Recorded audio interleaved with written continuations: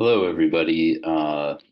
This is a going to be the first lecture for um, our comparative politics course for chapter one.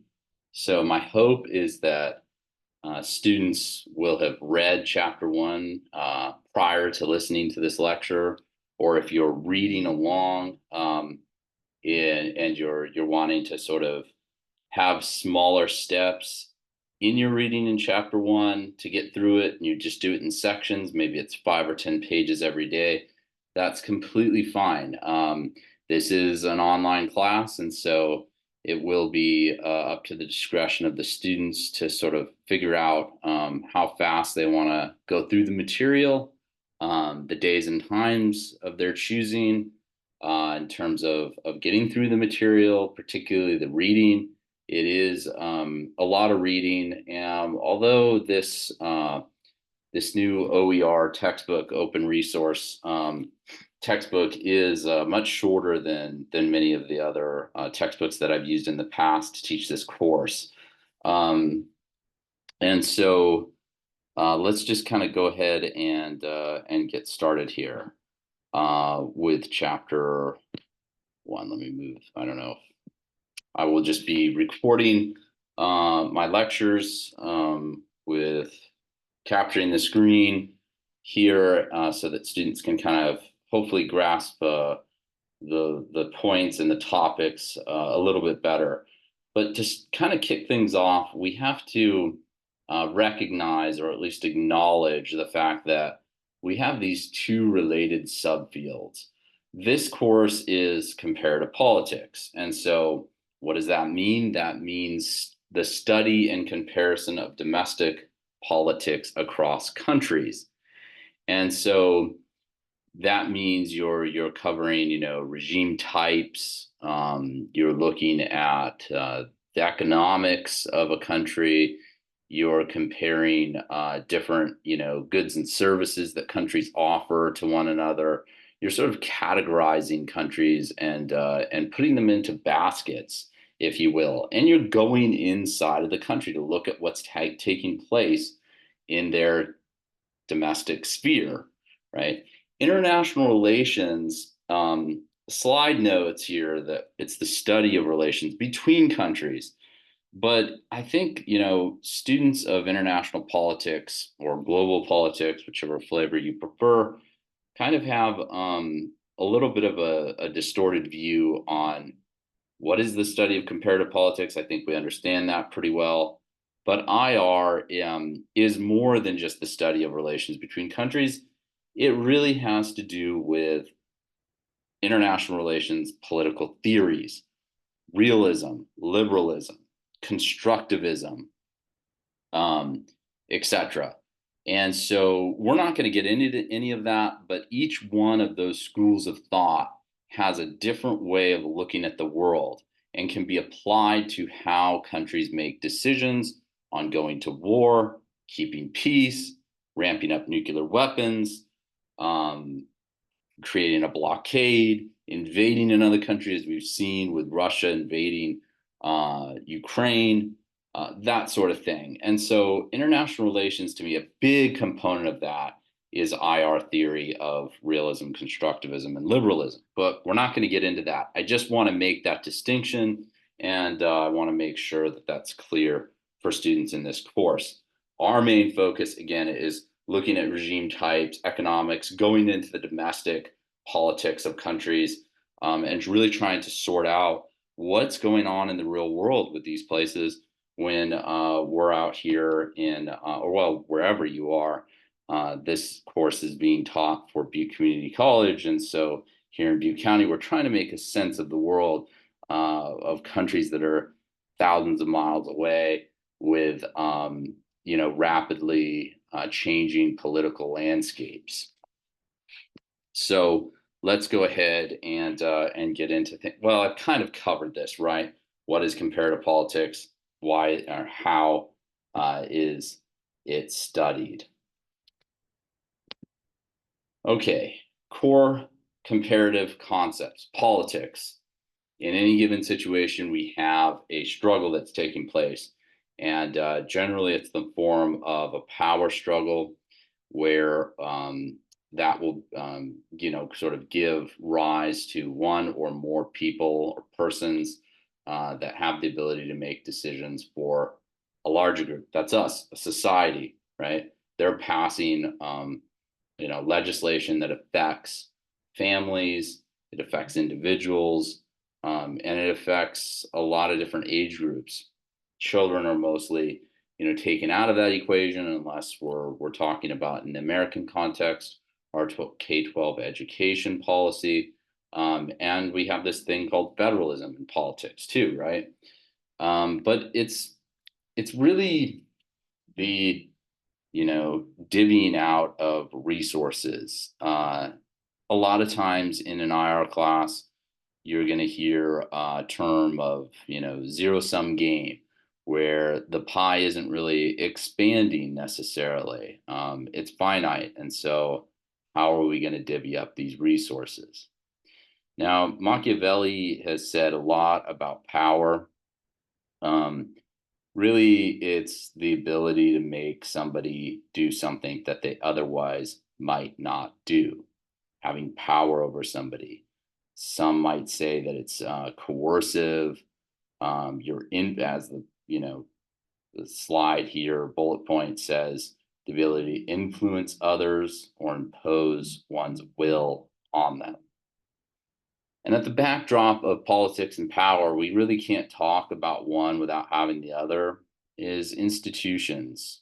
And, our institutions comprise organizations, they comprise interest groups, as well as activities that are self perpetuating and valued for their own sake, excuse me. So, the comparative method. Now, let's approach the same question the way a comparative politics researcher would. Political science scholars assume that patterns of behavior can be predicted. These are supposed to be predictable kinds of things that take place, given that we have enough information at the around the world. But our information isn't perfect, not an exact science, but we really are. The driver here is we're seeking to understand the puzzle of how politics works by having a hypothesis or multiple hypotheses that will sort of hopefully unearth and just where we will discover how politics is working and these interactions so that we can better understand the world, have stronger predictability. That really is the goal here. And really, when it comes down to it, a hypothesis is really nothing more than an educated guess of the relationship between a specific cause and effect. The example of a hypothesis beginning from a specific case is we could take for example 2010, where we have a street vendor in Tunisia, and this street vendor, well, there's a photo from Tunisia in this slide, and this particular vendor lit himself on fire to protest corruption in his own home country. This event really sparked the beginning of the Arab Spring that swept across not all, but a few of the Arab countries and unseated many of these dictatorships, one of them being a major one. A consequence of this is Hosni Mubarak in Egypt, as well as the unraveling of Muammar Gaddafi in Libya. I'm not sure the video has probably been taken down now from YouTube, but at one point there was a clip, a very politically violent clip, where people had gotten to Gaddafi and took him out on the street and slit his throat. So some of these things are very, very gruesome, very, very horrible kind of events that take place in other countries. And these are the things that we're seeking to gain a better understanding of. This story of this individual really it resonated with many across the Middle East, in part because these individuals in this region had felt that the expression of this individual who had lit himself on fire was an experience that was comparable to their own circumstances in their country, and it really kind of frightened a lot of other countries and caused a backlash to take place, particularly with the Assad regime in Syria, where they had really cracked down on protesters because of Assad wanting to remain in power quite a bit longer. And so these things have consequences. I think there was a fear also in Russia of a color revolution taking place. One took place in Ukraine, as we can see different dynamics taking place there. Iran, although not an Arab country, there's some fear there as well, that's very present. But let's stick to our Arab Spring and the events that surrounded that. Tunisia as well as Egypt, they make for an interesting comparison. I've sort of alluded to the Egyptian experience just a bit ago, but in both countries you have situations of mass protests where they have unseated long ruling dictators. Tunisia was ultimately able to transition to a democracy, becoming the Arabs' first, the Arab world's first real democracy, though one facing considerable challenges. Egypt, on the other hand, ultimately experienced a military coup and has returned to an authoritarian governance, that flavor. And really, by using the comparative method in our research, we can figure out why democracy protests were successful in triggering regime change in one country, but not the other. Corruption as another kind of common link to these two countries in Tunisia and Egypt. It was a critique of the protest movement for both countries. So that's not sufficient to explain why one democratized and one did not.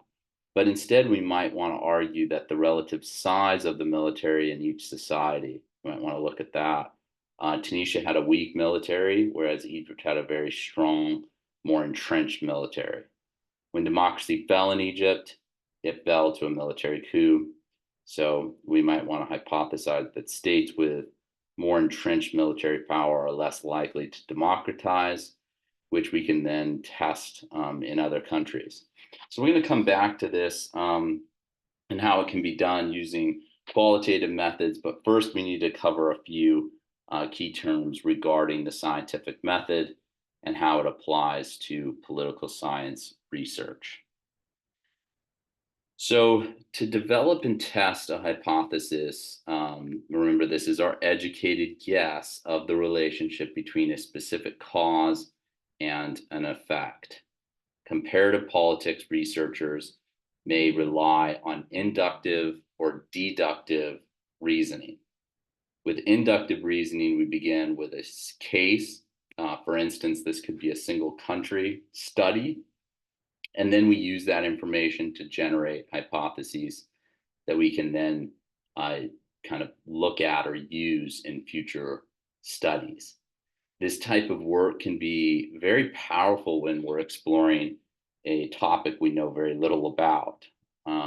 This is where studies using only a few cases, for example, the qualitative method, it really shines and works well. If we look back on, let's kind of continue to use this Tunisia and Egypt example to drive home or to generate a hypothesis that a more entrenched military power structure makes democratization less likely. Is this a good example of inductive reasoning? It is. It certainly is for our purposes. And if we then were to use that hypothesis to apply to other cases, we could then see if a pattern holds out If it does, then this would be our deductive reasoning. This is in contrast, in stark contrast to inductive reasoning, where we're starting with a general theory of how we think politics is supposed to work. And then we collect empirical data to test whether our hypothesis holds water, holds up, is strong enough. If it's weak enough, then well, it's no good for our purposes. We would just discard it and not use it. This, I would say really allows us to see if our theories are generalizable. Um, if they're generalizable, then they are applicable across different contexts. Deductive studies rely on a large number of cases that will be our sort of our N or our sample size. And in international politics, usually there is a problem with our sample size because it's small. We have 192, or depending on who you speak with, 194, 197 countries around the world, independent countries, independent states that we can look at. So it's a small sample size, which is it poses some challenges, especially with deductive studies, because those rely on large number of cases, especially those that use statistical or quantitative analysis. We're going to cover qualitative and quantitative kinds of elements in lighter slides. So our correlation and causal relationship, once we've developed a hypothesis, for instance, the example that a more entrenched military power structure makes democratization less likely, right? In our Egypt and Tunisia example, we're going to see whether it holds up in the real world beyond the original case or cases we have used to develop our ideas. We could do this by seeing whether correlation exists. What is correlation? It's a noticeable pattern where two factors of a proposed cause and effect relationship seem to appear in the same case or cases. The more often these factors or variables seem to be correlated, the more confidence that we have. We can say we have a level of confidence that our hypotheses might be actually doing some work. So, however, if correlation is not causation, this is a motto of most researchers, meaning things can occur together without being related. So then we need to go deeper into our research techniques to verify what's actually taking place, what's doing the work here, to verify that proposed causal relationship accurately reflects how the world is working. So I think that our testing of the hypothesis, this is a really good kind of stopping point for us. I am going to go ahead and stop our recording right now, so that we can move on to the second part of the lecture, which will be coming up in Canvas.